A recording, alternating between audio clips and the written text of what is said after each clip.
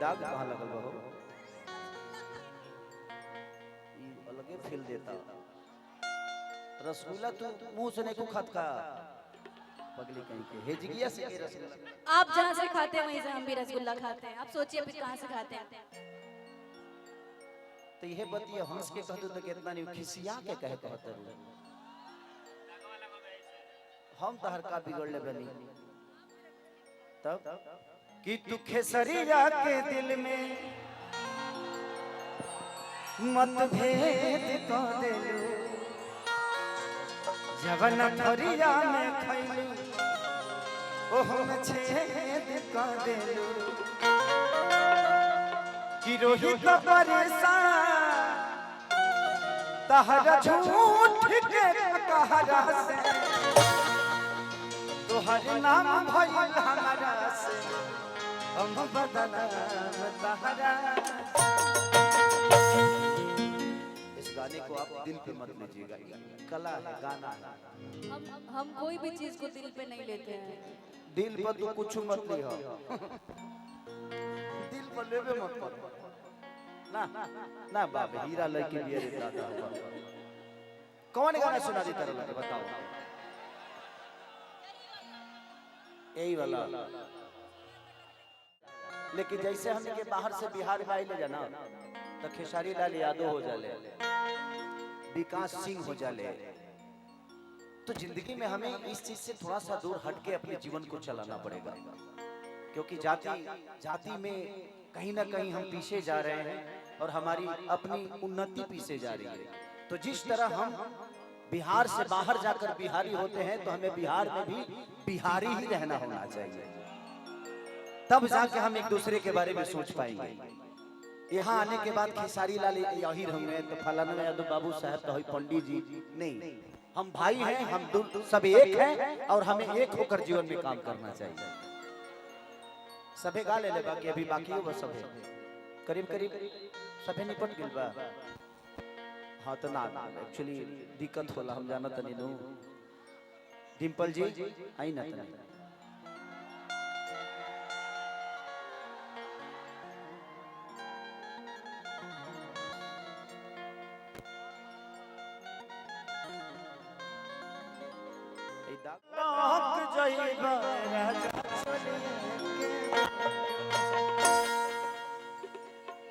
आपका फेवरेट गाना है? ये मेरा फेवरेट गाना है अखिलेश बाबा। फेवरेट गाना है तो इस पे हम दोनों रिकॉर्डिंग डांस कर देंगे ना हो। उससे पहले कुछ गा दिया जाए। एक्चुअली डिम्पल प्यारी हैं आप और हम कभी किसी के बातों को बुरा नहीं मानते और ना ही कभी आपने हमारे बारे में कुछ कहा ये मुझे पता है और आपने किसी के बारे में नहीं कहा है। ठीक है, इंसान जब कहीं बात करता है तो कुछ नहीं उसके लिए बढ़कर देखिए। इस दुनिया में दो चीजें हमेशा रखनी पड़ेगी। अगर बात बड़ी है तो आप इंसान को भूल जाइए, अगर इंसान आपके लिए अहमियत रखता है तो उस बात को भूल जाइए, तभी जाके रिश्ते चलते हैं। अदरवाइज जीवन में बात बड़ा नहीं हो सकता। हम दोनों के प्रेम से बढ़कर हमारे लिए ना आपका कोई शब्द बुरा है ना हमारा शब्द बुरा है। नहीं तू बोले लो ना, तू बोला ना, तू बोलबे ना करे कि यार चाहे पिया जवानी हमर जराई रे गइला हो जराई रे गइला।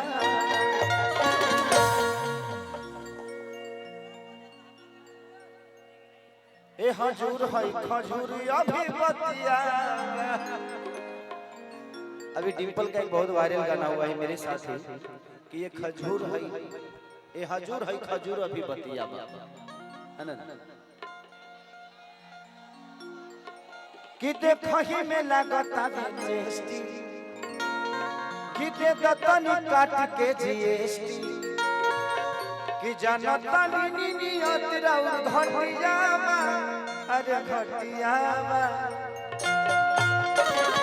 कि राउर देख देखी धड़ी कत छटियावा। ए हजूर है खजूर अभी बतिया। लेकिन ठीक है, अच्छा है, प्यारी हैं आप, ऐसे ही काम करते रहिए। हम आपके साथ हुक में लटकेंगे थोड़ा देर पहले, ठीक है। आप लोग आ जाओ, कहाँ है सब? सब वो कहाँ है? आ जाओ आप लोग, आ जाओ।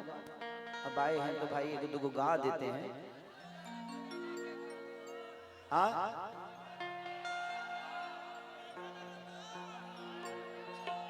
कि बाप तो हारी करे झपा।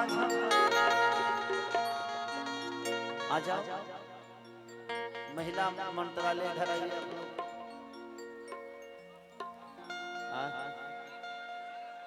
विकास भैया के जितने प्रोडक्ट हैं इधर आ जाइए।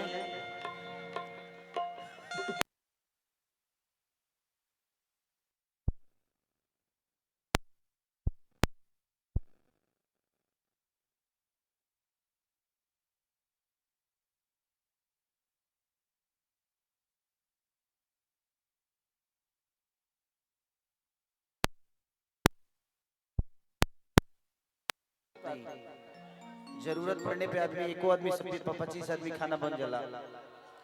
एक एक नो मेहरा रूहर चलवे ले, कोई बात नहीं। कि ना सिंगारे ना पटारे ना गतारू जान मारे में कि तहर का जरा कटारी देखी भइनी बीमार में तब बोला कैसे, तब बोला कैसे अजूबा भाई कि नींबू खरबूजा भइल मैडम। तो वैक्सीन ना करावे लुका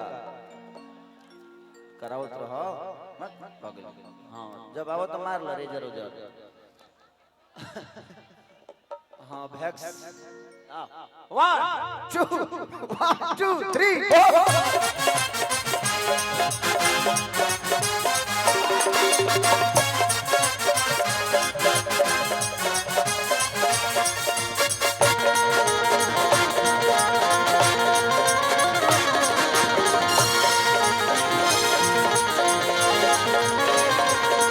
ना सिंगारे ना पटारे ना गतारू जान मारे में तो हर गजरा कटार देखी भइनी बीमार में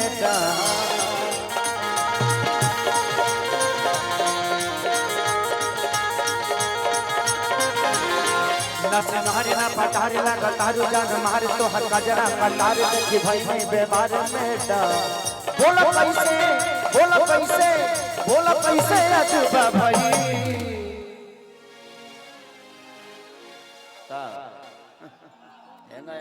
हेंगा मत करो, अश्लील हो जाएगी। हमनी के कबो कबो समझ में ना आवेला कि हमनी के गाई से तका गई से भजन गावत नहीं सो तके सुनते नहीं खे, आ लोक गीत गावत नहीं सो तो अश्लील हो जाता। अब आदमी करो तो क्या करो? कोई भी संगीत अगर आप उसको मनोरंजन के हिसाब से लीजिएगा तो अश्लील नहीं है। देखने वाले की नजरिया बताती है कि हमारे रिश्ते क्या है। हम एगो लटक जीवे पर रील बनावले रहनी हम कि हो लटक जाइबा राजा चले ऊपर। हम एगो और एगो बॉम्बे के मॉडल आकांक्षा पुरी जी, हम उनकरा के उठा के अपन डिप्स मारत हनी पुल अप्स। तो सोचिए कि मैं जिम कर रहा हूं और लोग कुछ अलग ही सोच लिए। माने ये केहू ना देखल कि खेसरिया एगो 60-65 किलो के महिला के उठा के डिप्स मारता, कितना पावरफुल है लड़का। ये केहू ना देखल, लोग कहता कि मां ये कौन डिप्स ह। अरे बहुत से निमन निमन डिप्स बावे, हम अभी तो मारते नहीं खे, लेकिन मार की बोला कैसे, तब बोला कैसे अजूबा भाई कि नींबू खरबूजा भइल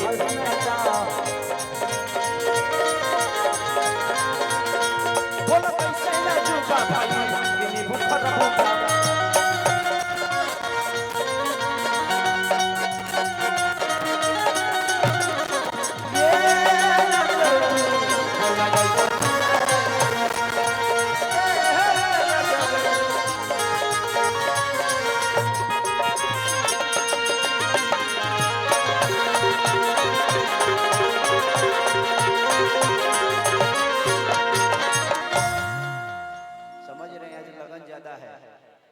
लगन ज्यादा है इसीलिए। हाँ सही बात, उतारिए दी बैठौला पे।